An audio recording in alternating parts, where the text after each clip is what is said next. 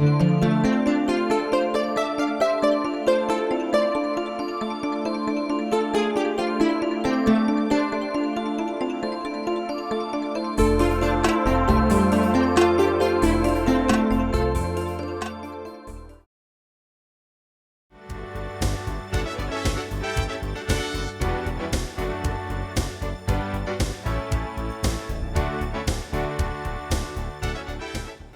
behalf of the Children's Guardian Fund Board of Directors, it is my pleasure to welcome you all again to our Volunteer Appreciation Luncheon.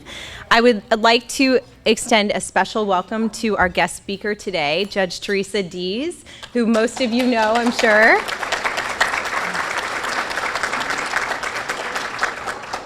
I bet just about all of you in this room have been in her courtroom at one point or another so far. I also want to thank our special guest, the Executive Director, I always mess your name up, I'm sorry. LaTorti, and I even practiced on the way here. And also Frank Prado of the Guardian Ad Litem program. So thank you for being here. We know you're busy.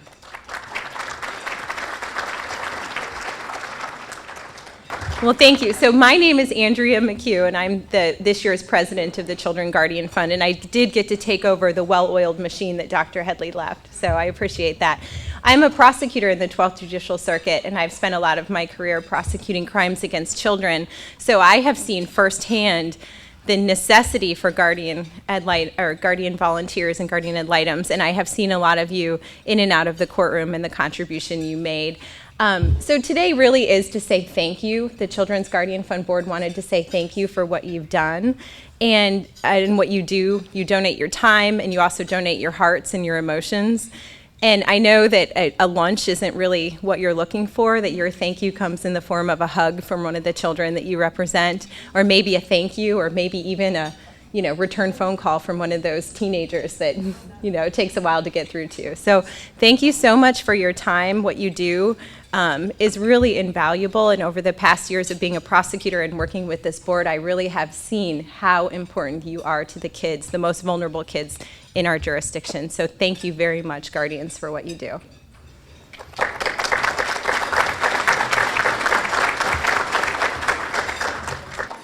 At this time, I would like to invite up Tony LaTorti, the Executive Director of the Guardian Ad Litem program for the 12th Circuit.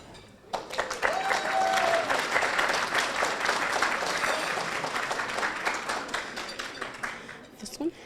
Which one? Good afternoon, everyone. This one, okay. So I'm going to be short and sweet so that Judge Dees can have a lot of time up here. So I just told her that. So when someone asks, how do guardian ad litems make a difference? The answer is simple. We invest one child at a time. What do we invest? Our time, our talent, and our treasure. Our time is our most precious commodity. We only have a limited supply, and yet we choose to spend it speaking up for those without a voice. If we were to quantify our investment of time in the year 2016, it would represent the 540 guardian ad litems in the 12th Circuit that volunteered over 17,446 hours advocating for our children.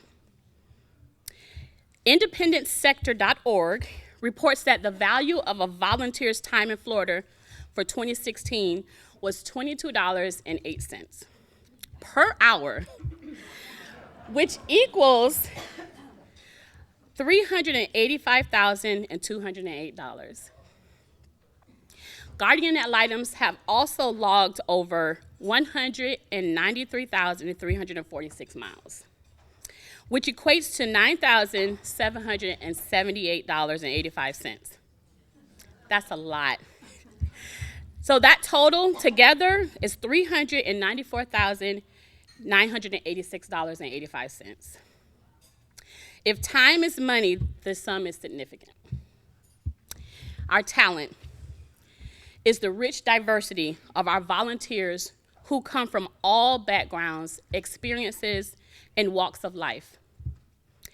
Each of those unique fibers is woven together in a fabric of compassion and service to each child in the dependency care system and by extension, their families and those caregivers we come into contact with to create a permanency solution that is in the best interest of each child.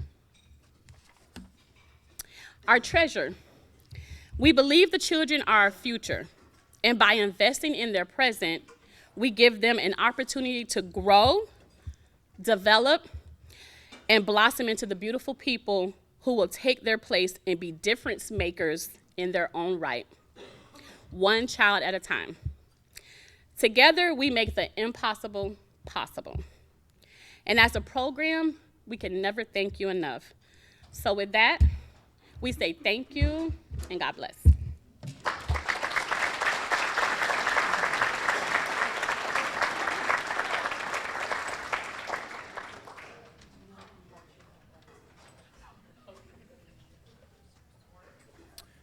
First of all, thanks to everyone for attending. It's nice to see so many familiar faces in the crowd.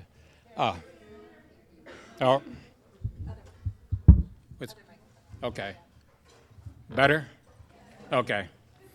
Usually my voice carries a little bit better than that. We are extremely pleased and honored to have a uniquely qualified speaker for our luncheon. Many of you know Judge Deese from appearing in her court in Sarasota and more recently in Bradenton. Judge Deese was born and raised in Manatee County. Her legal career started while still in high school when she worked in her father's law firm. After graduating from Palmetto High School, she attended the University of Florida for both her undergraduate and law school degrees. Following law school, Judge Deese practiced criminal defense law for several years and then gravitated to family law, the exclusive practice of family law, for over 10 years. In addition, she served on the board of directors of the Foundation for Dreams, Just for Girls, and the Manatee Children's Services. In 2015, she was appointed by Governor Scott as a 12th Circuit Court judge. For 16 months, she served on the juvenile bench in Sarasota County and now is serving the juvenile division in Manatee County. Judge Deese's husband is a citrus grower and cattle rancher. Her oldest daughter is a freshman in college, and her youngest daughter is in 5th grade. Is that correct? You look older than 5th grade. She and her family enjoy boating, camping, gator football, travel, and downtime on the ranch. I suspect it's not always downtime, maybe a lot of hard work. The ranch in DeSoto County.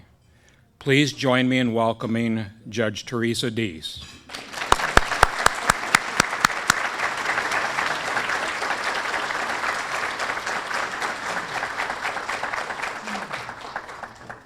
Good afternoon, everyone. I am terrible with microphones. The trial clerks always yell at me because I push them away, and then everyone can hear what the trial clerks say and not me. So can you hear me? All right. So good to see everybody. I didn't get through the front door, and I saw so many of the guardians and the attorneys from Sarasota County that I miss seeing so much. I got updates in rapid fire succession about a couple of kids that I was curious about. Mr. Norton likes to give me some really great news and then some really tragic news, and then he brings me up again. I've been on a roller coaster since getting here, but it's really great to see everybody. As many of you know, I have the good fortune of serving as the circuit judge on the juvenile bench in Manatee County. That is where I am from and where my family was very much rooting for me to come back to as quickly as possible. I was very, very, very happy in Sarasota County, and I enjoyed all the people I worked with so much down there. It was such a wonderful courtroom, such a wonderful group of people, and I'm so pleased to be in Manatee, and I feel so bad not knowing a lot of the guardians quite yet. I was mispronouncing Vince's name, Mr. Jura, for like a month. He didn't even tell me. So I'm trying to, get to know you as well as I got to know the folks down in Sarasota, so bear with me and be patient. A little bit of information. I know most of you in this courtroom know probably more than you would like to know about the dependency system, but as a whole, the juvenile system deals with two groups of kids. We also deal with the delinquent children, which are children under the age of 18 who have been accused of committing a crime, or what we call a delinquent act. So in addition to the children that come into our courtroom through the Department of Children and Families. We also have a great deal of children that come in through the Department of Juvenile Justice.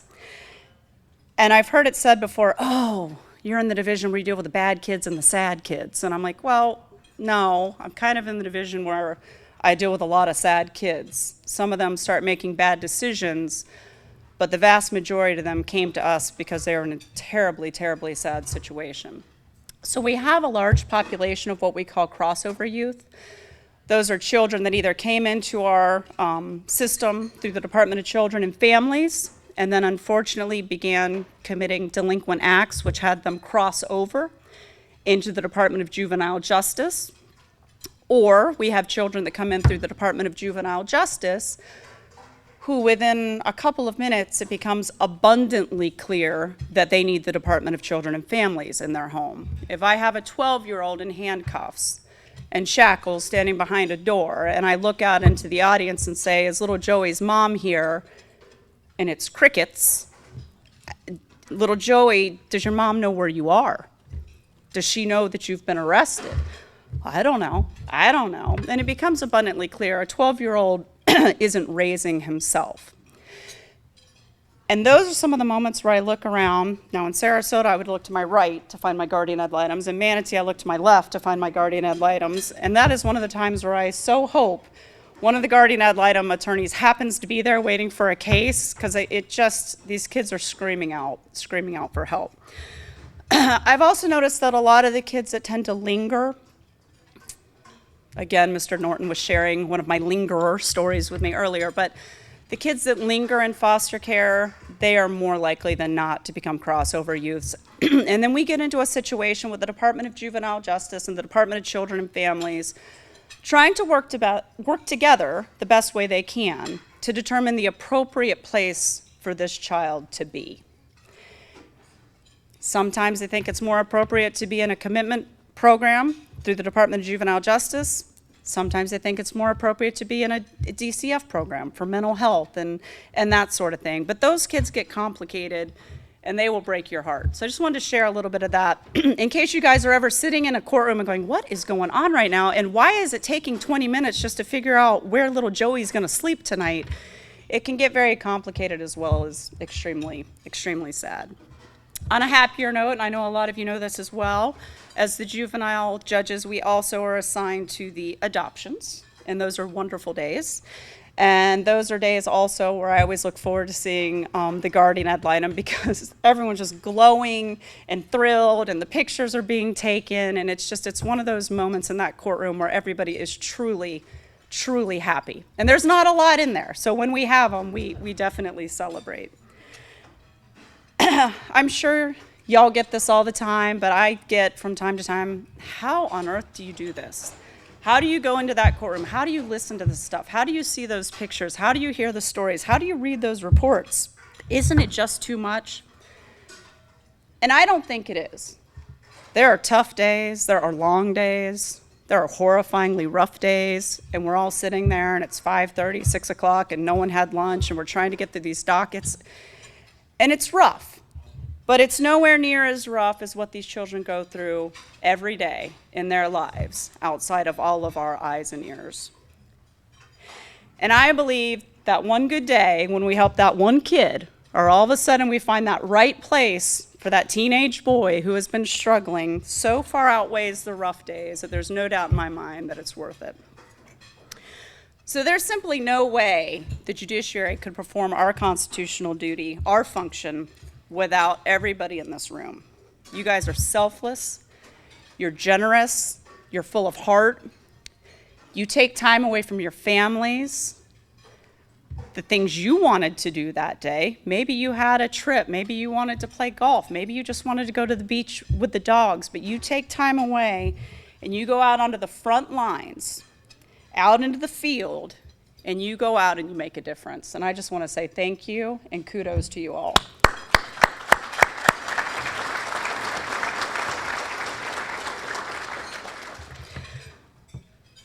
I had a law partner for 19 years before I was appointed by Governor Scott, and he used to say, when I'd say, how long have you been doing this divorce, and when's the last time you got paid? And he'd say, well, it stops being fun when they start paying you. And so I look around and I'm thinking, well, maybe that's what guardian ad litem's believe. Well, it'd be fun if we got paid for this work. But I can't imagine what you guys actually see, hear, and feel when you're out in homes or when you're stopping by the daycares or, you know, popping in just to drop off a stuffed animal or just anything to make this child feel better. But I can tell you it shows. So the limited amount of time that I see you guys in court, even if it's 2 minutes on this one or 15 minutes on that one, it shows that you have developed a bond. And not only with the child or the children, but you also kind of a feel for what's going on in this child's life. If there's a special aunt or a special grandmother, or maybe mom's doing really well and she just hasn't gotten the kudos from the rest of the team in the room, you really seem to have a feel of what's happening on the ground. One thing I have to tell you, and I know a lot of you know this too, but whenever I receive a photo or get to read about a special thing that has happened that you guys have planned, I mean, I've heard from shopping extravaganzas to birthday trips to Bucks games and monster truck shows or horseback riding. I mean, you name it. I've seen it or I've read about it.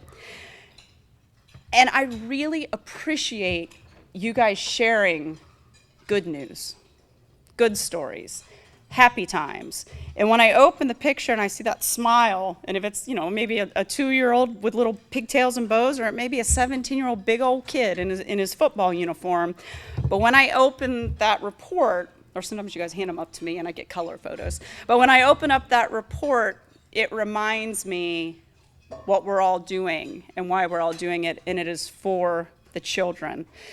And there are times in a courtroom with an extremely busy docket that I almost feel like that gets away from us because you're trying to get through 50, 60, 70 cases, and people are sitting there all day and all afternoon, and you just have to slow down, take a step back, and say, it's about this child. This child in this stack of paper is somebody's child, somebody's grandchild, and he or she deserves us to slow down and take a few minutes.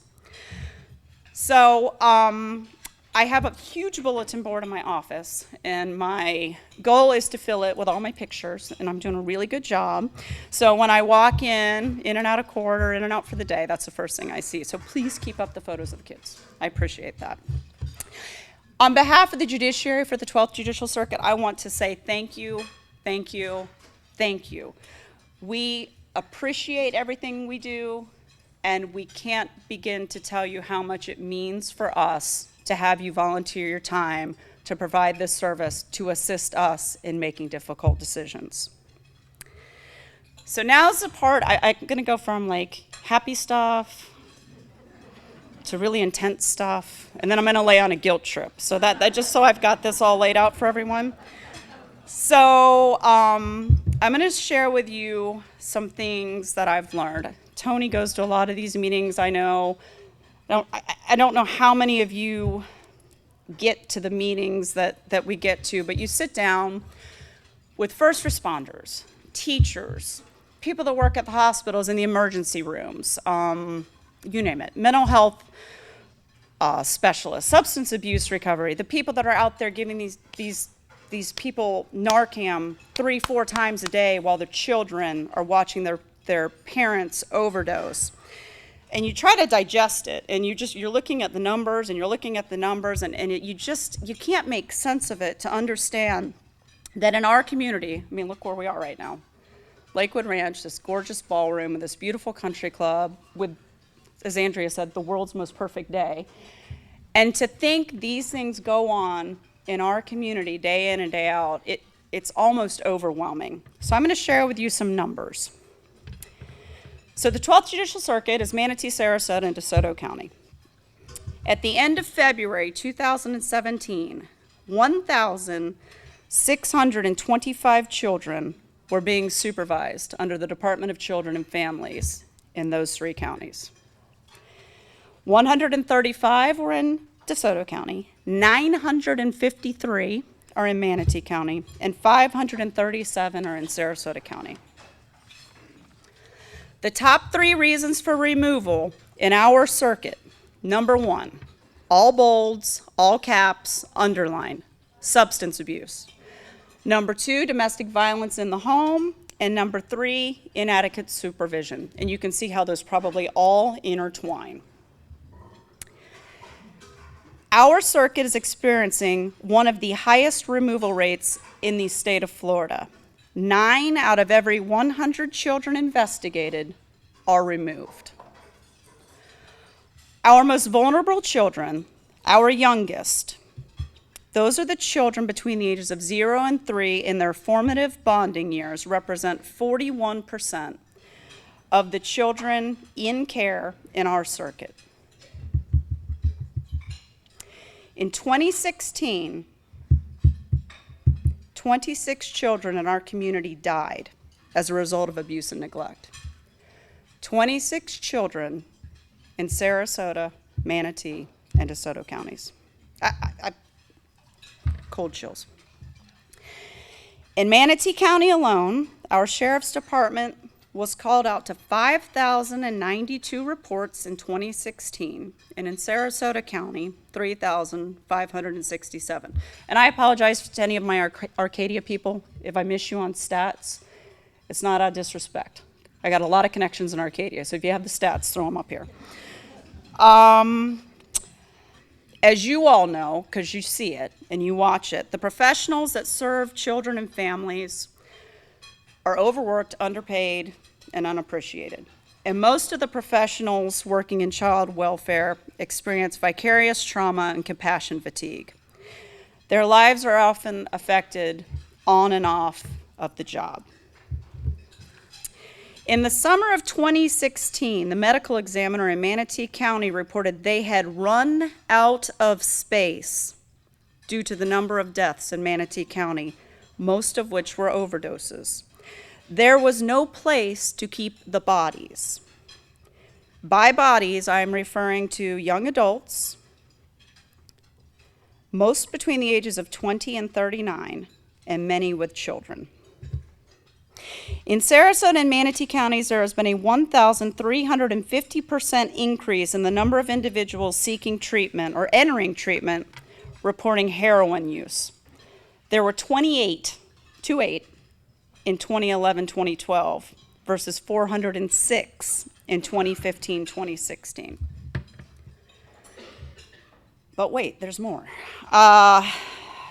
Manatee and Sarasota counties led the state in the number of fentanyl deaths by county in the state in 2015. That same year, Manatee County led the state in heroin and cocaine deaths. Sarasota and Manatee counties were numbers 3 and 4, respectively, in the state for the instances of babies born with neonatal abstinence syndrome. That's tough to hear, and it's tough to digest, and it's tough to understand how this has happened. You just can't wrap your mind around it. And we all know the young ones, whew, the babies, they'll break your heart, man. You bring them in, and everybody, it's it's hard to watch. It's hard to look at. But I will tell you, and a lot of people know this about me, the ones that get me and the ones that get to me and the ones that just get me right in the gut, they're the teenagers.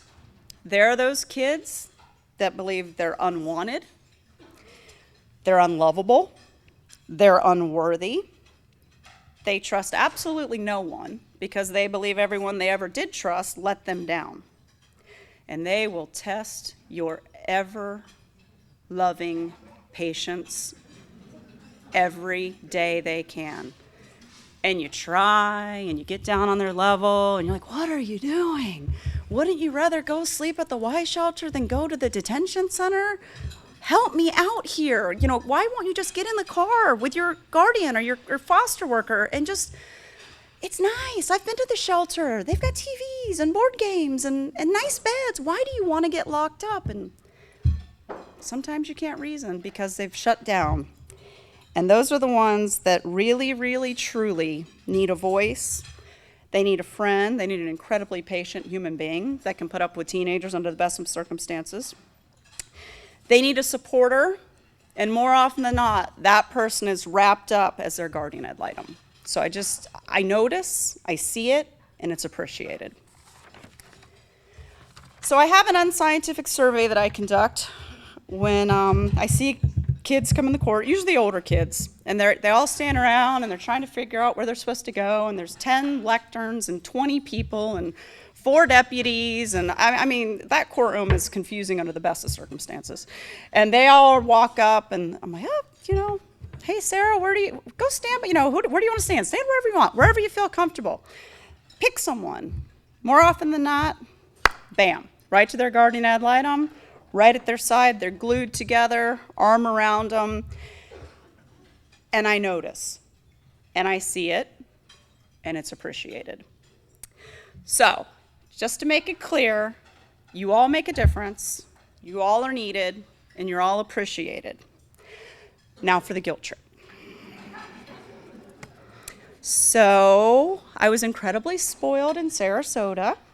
I'll be the first to admit it. I had a guardian ad litem volunteer for every child, sometimes 2. I sometimes had couples. I had a very, very, very, very, I had it good. The kids had it really good, and it was wonderful to see. But right now, in Manatee County, we're just not as fortunate. It has nothing to do with the fact that people aren't volunteering. It has everything to do with how many kids we're caring for. And the number of kids in our system are so disproportionately high to the number of people that we have in our community, our volunteers can't keep up.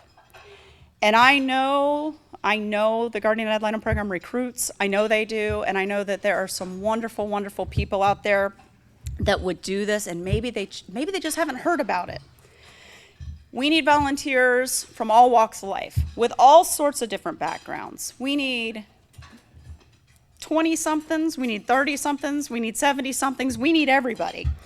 These people, they can be whatever. They can be grandmas, grandpas, aunts, uncles. They can be the college kid who's waiting to make it big. I just graduated from college and I haven't quite got my job. Well, come on in. I've got this 16-year-old kid who's just at loose ends. You may be able to relate to him. You guys both played baseball, something. So if you know anyone, not to cut Sarasota out of the mix here, but if you know anybody that wants to volunteer in Manatee County, please go lay a guilt trip on them. Beg, plead. These kids need somebody in their corner, and it breaks my heart when now I look left and I don't see my guardian ad litems there. And that is that voice that really helps me when I've got the he said, she said. I'm like, where's my tiebreaker over here? Where's the person that's going to give me just that little bit more of information? So with that being said, thank you all again. It's so great to see some of you guys that I haven't seen in a while, and so happy to get to know those that I'm just now getting to know. And thank you for inviting me. Thank you.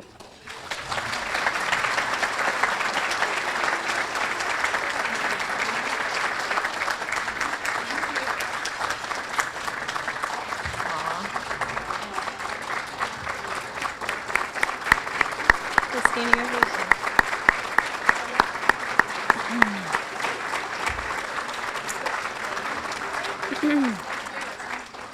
Thank you so much, Judge Dees. Please keep sending her pictures so that she doesn't lose her momentum and her energy. We need people like her in the courtroom, don't we? We have about a 10-minute break in our program so that you can continue to eat, and then we'll resume with some awards for you all, your guardians. Thanks. It is time now to present the Above and Beyond Awards. While all of you have contributed so valuably to children's lives in our community, there are some that have been chosen to receive an award for going above and beyond the normal call of duty. And Tony was gracious enough to make sure to have me announce that the CAMs all nominated their guardians or guardians that they thought were worthy of this award, but Tony's the one that made the choice. So if anyone feels negatively, don't blame your CAM.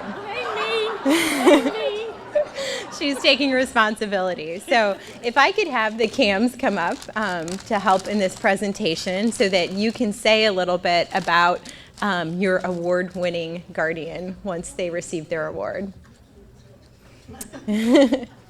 All right, first we have Sarasota, the Outstanding Service Award or the Above and Beyond Award. We have 2. The first one goes to Barbara Gibbons.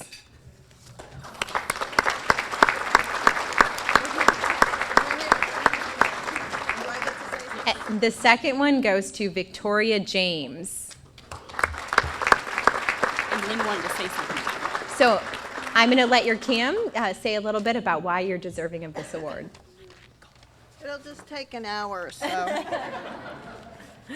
The first thing you notice about Barb is her grace and elegance. But when she starts to talk, you notice how gracious and kind she is. And she is all those things. But what you don't see is that she's a fierce advocate for the children she's assigned to. She is tough as nails. One example, one of her children, a young boy, was placed in a therapeutic foster home. As a punishment for some bad behavior, he was made to wear old black dress shoes that the dog had chewed up to school. Think how humiliating that would be for a middle school student. Further, when the foster family took the family out for Friday night pizza the next night, he was not allowed to eat any. When Barb found out about these humiliating punishments, it was war. That was the only time I have ever seen her so mad she couldn't speak. We immediately met with case management, the director of the agency, and the child's therapist. Needless to say, her boy was moved to another foster home shortly after that, and in fact, that home was closed for good a short time after.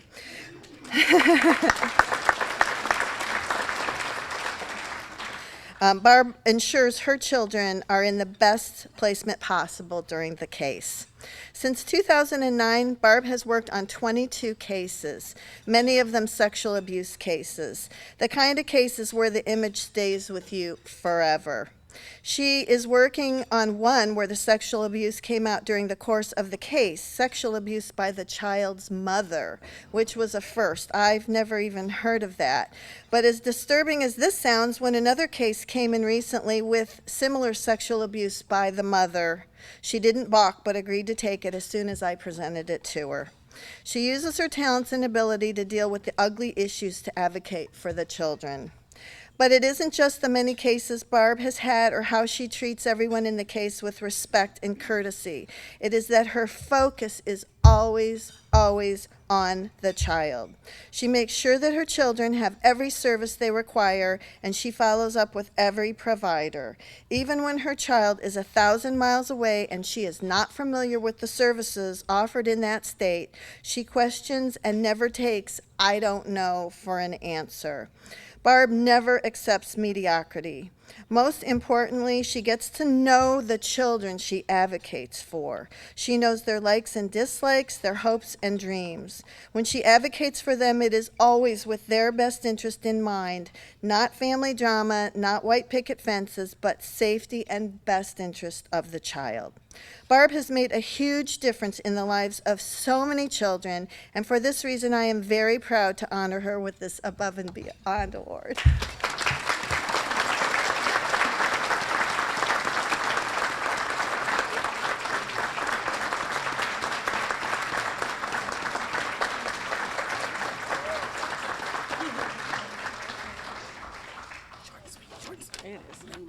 Okay, I did not write all of that, so I apologize. Lynn didn't follow directions.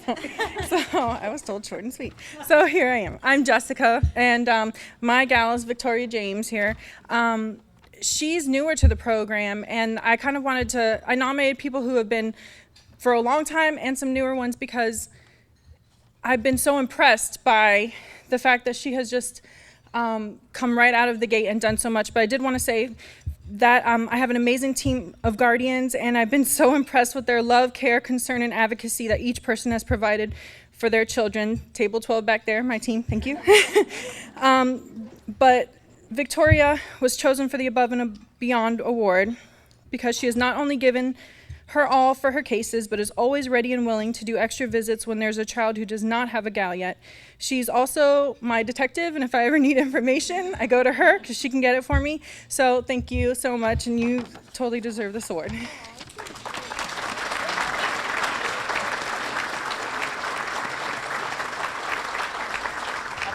Okay, now in Manatee County, the two award recipients are Beth Anderson and Barbara Lane.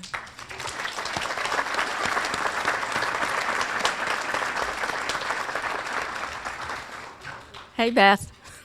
Surprise. It's an absolute honor to work with Beth. She is an amazing advocate, and most of you all wouldn't know that she has actually advocated for 98 children. And I really appreciate that.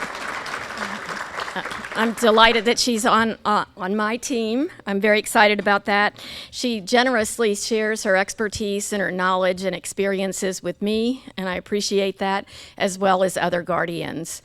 She turns in the most thorough, awesome, detailed reports that are always on time. She responds immediately to any issue that needs to be addressed. And to top it all off, the parents love her, the case managers love her, she works well with everyone, and she is a delight and a pleasure to work with. So I appreciate her a lot.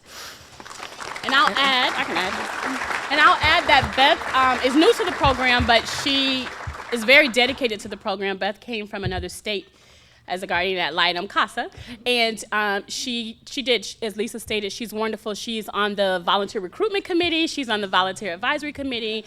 She is starting our first YouTube channel for Circuit 12, so stay tuned. So she really is, Beth is great, and she is very dedicated to the program. Thank you, Beth. You gave it to her. Oh, here.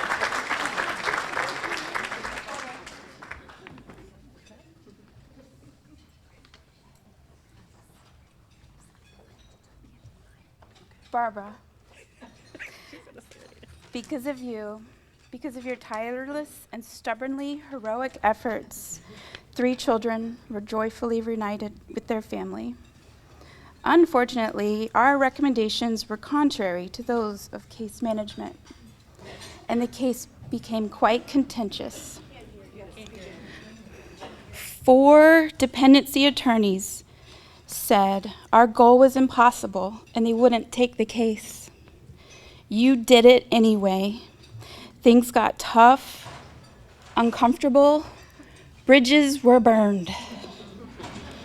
You carried on doing what you strongly believed was best for the children, to be reunited with their family. You remained professional and classy, utilizing your own extensive experience, training, and knowledge to achieve best interest for these children. Above and beyond is simply your way, and your outstanding efforts in this case exemplified your abilities, your strength, and passion to advocate for children in need. You are the epitome of a guardian ad litem. You inspire those around you to do more, to try harder, to find a way. As you once said to me, I now say to you, I would follow you into battle any day. And I'm so proud to stand by your side. I'm blessed to learn from you and work with you. Thank you.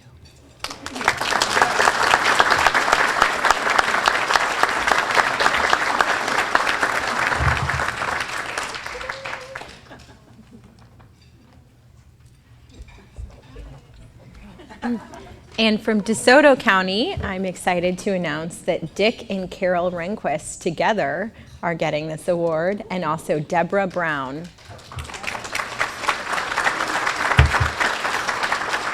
So you've got to come up here. I get to be Sandy today, so that's such an honor. All right, so we'll start with, we'll start with Deborah Brown. Yeah, come on. Deborah has been a volunteer in DeSoto County for 4.5 years. She has represented 15 cases. Deborah is quick to say yes when called on by Sandy to take a courtesy case. She does a lot of our courtesy cases. Deborah knows many of the DeSoto County foster parents through taking all the children assigned to a foster home at one time. So many of those are courtesy cases. Deborah also always visits monthly. She sometimes falls behind in her documentation in Optima, but Sandy can always rest assured that she has diligently visited. Deborah is currently the primary guardian for a rough around the edges teenage girl. Deborah has worked really hard with this young adult and the family to help parent this young lady. At times, this teen has been very angry at Deborah, but that hasn't stopped Deborah from continuing to advocate for her best interests. We, as a staff, recognize Deborah's diligence in advocating and her commitment to the goals of the Guardian Litem program. So thank you, Deborah.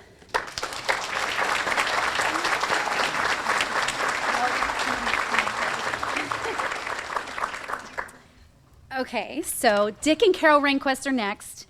Okay, I have a little surprise for you, so you have to come closer. Let me just say, for the first time in DeSoto County history, I believe, our court docket last week went from 9 a.m. to almost 4 p.m. with only a 30-minute break. Because in DeSoto County, we usually only have to do a morning docket. So we don't have a lunch break scheduled or 2 different dockets. So Dick and Carol take lots of cases. And unfortunately, last week, they were to give best interest, which is always the last case. So they sat from 9 a.m. until 4 p.m. and Dick gave great testimony, which I was mentally done at that point. Okay, so Mr. and Mrs. Rehnquist have jointly been guardians for 7 years. They make a great team. They have advocated for just under 30 cases together. Dick and Carol always carry more than 2 cases and ensure that every child is seen monthly and that their paperwork is always on time. Even with all of their experience behind them, they too encounter difficult cases. And recently, they had to recommend a goal for adoption for 2 small children. The mother, a child herself, has worked hard to improve her situation, and Dick and Carol have encouraged her along the way. However, when her time had expired, they recognized the need to move forward with the children and allow the system to locate an adoptive home for them. They were able to see what is in the child's best interest, even though it hurt. We as staff recognize the heart and soul Dick and Carol have given to this family unit as a whole and believe they deserve an excellence award for their above and beyond efforts. I have one more thing. So last week, this wasn't added because we had to submit this before. On that very long court day, they had a first happen for them on a case that is another crazy case that they have together.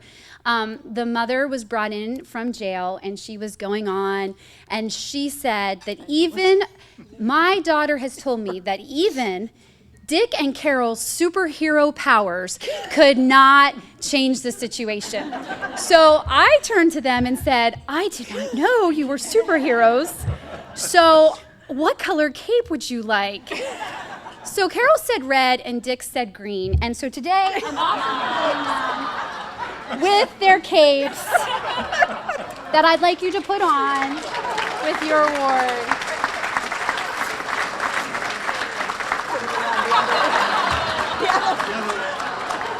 I wasn't done yet. Thank you.